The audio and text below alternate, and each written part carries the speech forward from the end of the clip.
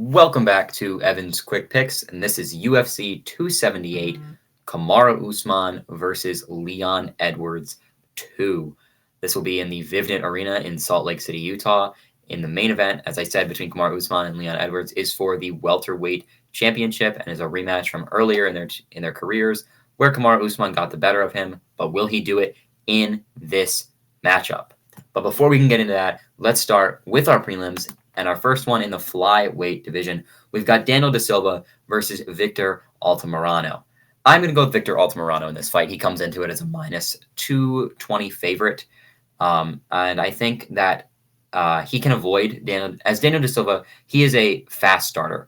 But I believe in the skills of Victor Altamirano enough to say that he will avoid getting finished. I'm not going to say he'll win the round, but I am going to say that he will avoid getting finished. And I think Daniel da Silva will tire, and when he tires, Altamirano will capitalize on the cardio, and he will find a way to win rounds 2 and 3 with his kickboxing abilities and take home a decision victory to start the night. Coming up next in the bantamweight division, we've got Aoriqileng versus Jay Perrin. This is a very stylistic matchup. You've got Aoriqileng, good striker, Jay Perrin, good wrestler. But I'm going to take the striker in this. Aoriqileng opens this, or is at this current moment, a minus 170 favorite over Jay Perrin. And I think he gets the job done in this. I think he can avoid the takedowns of Perrin. And I think he can keep Perrin at distance with his striking until he eventually, I do think he finds that knockout blow. And I think he's able to finish this fight. And Aoriqileng will take home a TKO victory over Jay Perrin. Moving back into the flyweight division, we've got Amir Albazi, who is the number 11 ranked flyweight, versus Francisco Figueiredo. Albazi is a minus 410 favorite in this, so over a 4-1 favorite, and I think he deserves it. I think the big thing that stood out to me when I looked at this fight was their fight against Malcolm Gordon. Each fighter fought Malcolm Gordon. The easy difference here, Amir Albazi won that fight. Francisco Figueiredo did not win that fight.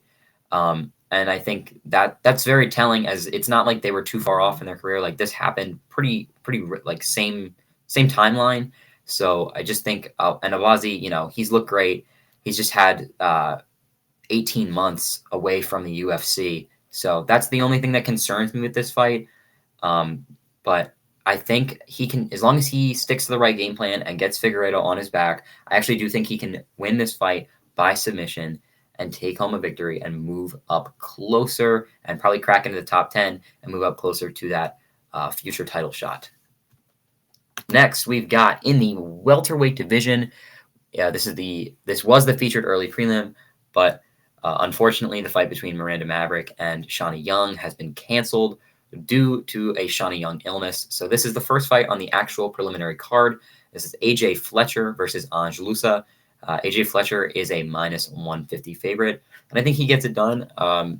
This is going to be a back-to-back submission victory. I think Albazi gets a submission, and I think Fletcher gets a submission. I think Loosa, he's dangerous, but I think AJ Fletcher's wrestling is going to be too much for Loosa. I think he's going to be able to get him down to the mat, use his positioning, find that opening, and lock in a submission and pick up the victory. Loosa's a dangerous striker, but I think AJ Fletcher's defense can hold him off until he finds that opening for the takedown. And like I said, once he gets it, he will have the opening to find the submission and win the fight. Next up on the prelims, we've got in the featherweight division, Sean Woodson versus Luis Saldana. Sean Woodson is a minus 320 favorite in this fight against Saldana, and I've got him winning by decision. This might be, honestly, my most confident pick on the card in Sean Woodson. I think the numbers say it all, really. Woodson is 3 inches taller and has a 6-inch reach advantage. And this is going to be a striking fight. This isn't going to go to the ground where Saldana has this advantage or, if he gets him down there, he's going to win the fight. No, this is going to be a striking fight.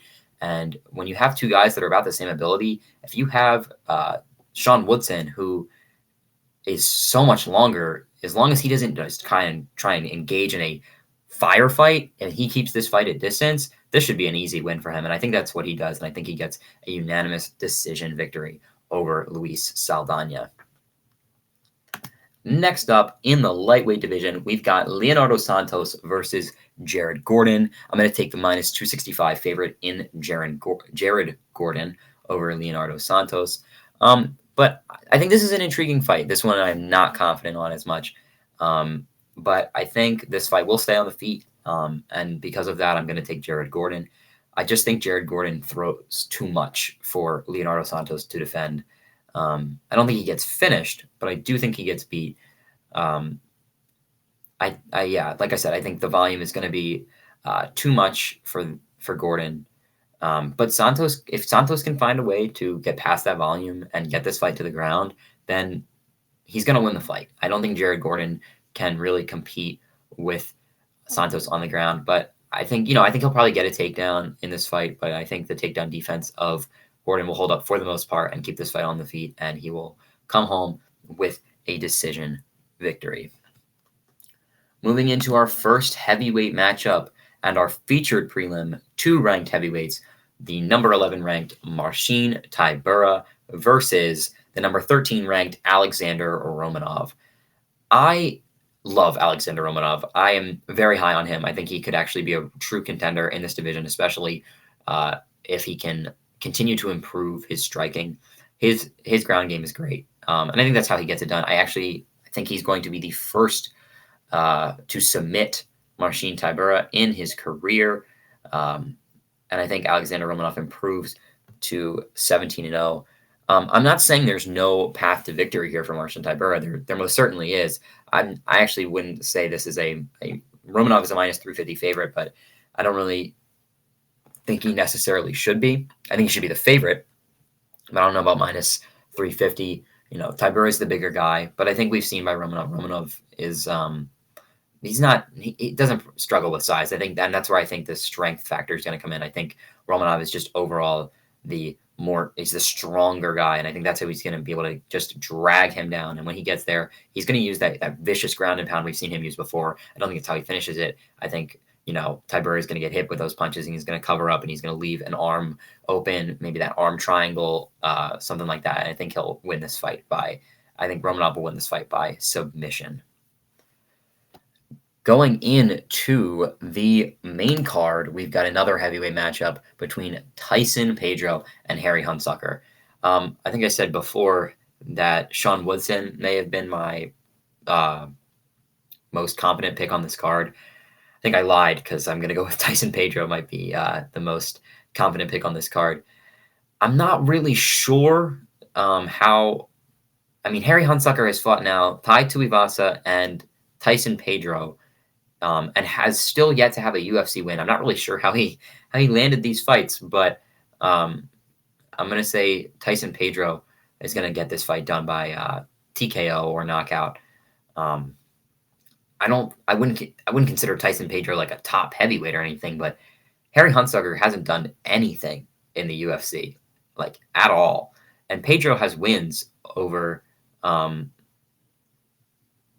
Paul Craig and Khalil Roundtree. I'm sorry, I may have said this was a heavyweight fight before, but I meant light heavyweight. But like I said, Pedro has wins over like accomplished UFC light heavyweights, and Hunsucker has not beaten anyone in the UFC, nor has he had any impressive victories on the regional circuit. And for that reason, I think Pedro can pretty much dominate this fight. And I think, I think really wherever this goes, he can win this fight. He's got the submission offense to win it on the ground, but I think he'll finish this fight by TKO in either the first or second round. Moving up the card, we've got Yanan versus Lucie Paldova. I'm going to go with the UFC newcomer Lucie Paldova. Yanan comes into this on a 3-fight losing streak, and I think that's really why I went with Lucie Paldova. You normally don't see fighters coming off 3-fight losing streaks unless they have accomplished careers in the past win very often. And Yanan has not had a very accomplished career in the UFC. So with Lucie Paldova coming off 2 straight wins on the regional circuit, I think she'll have enough momentum coming into this fight to win, and she'll have the higher volume, and I think that's how she'll take home the decision win.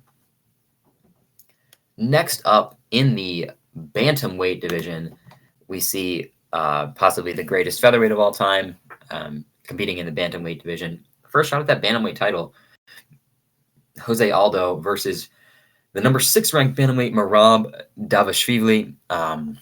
Sorry if I mispronounced that name, but this is a fight that could really set the tone for who gets the next title shot. And I think I don't count this as a number 1 contenders fight, but I do think whoever wins this fight will fight the winner of Petr Yan and Sean O'Malley for the next title shot in the bantamweight division. I'm going to go with the slight upset, as Jose Aldo is a plus of 110. I'm going to take him to win this fight. I like Merab, I do, but I think Jose Aldo has that 90% takedown defense, and Merab has one path to victory, but only one path to victory. He's not going to beat Aldo on the feet at all, not even close. Aldo is an elite striker. He's possibly one of the greatest strikers in UFC history. And he's not going to be able to stand with him. So the longer this fight stays on the feet, he's got no shot. But with that, I think he can win a round of this fight because because he's the best wrestler in the division, he will be able to get him down at least once in this fight. But I think Aldo can keep this fight standing for more time of this fight, and I think that's how he's going to. The judges are going to see the punches he lands and the strikes he lands on Merab as the bigger, more significant moments in the round and then that will give him the round on their scorecards. And I think that's how he's going to take home a decision victory, make it 4 straight wins, and put himself back in line for a number 1 contenders fight. And in the co-main event, we've got Paulo Costa and Luke Rockhold, both of which are coming off back-to-back losses. And Luke Rockhold hasn't fought in like 3.5 years. So this is interesting. There's not a whole lot to go off of for Luke Rockhold recently, obviously, because he hasn't fought in like 3.5 years. But Costa hasn't been impressive whatsoever in his last 2 fights. His loss to Israel Adesanya. He got dominated in that championship fight. And Marvin Vettori beat him. So, he's coming off 2 losses, but he was 13-0 previously and looked like unstoppable. But Luke Rockhold hasn't fought, and I think that's going to be the difference here. Luke Rockhold hasn't fought in 3.5 years, and he's 37 years old. So, at 37, do I really think that he can keep up with the power and youth of Paulo Costa? No, I just don't. I think this fight's going to be is a fight of the night candidate. I really hope it lasts past the first round. Don't know if it will.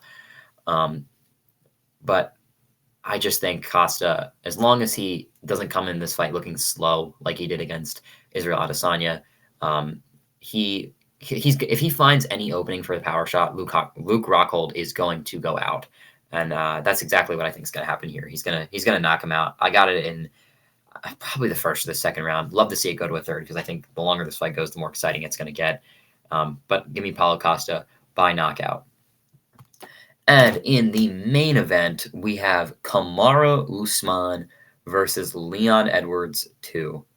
Kamaru Usman comes into this as a minus 360 favorite, deservedly so.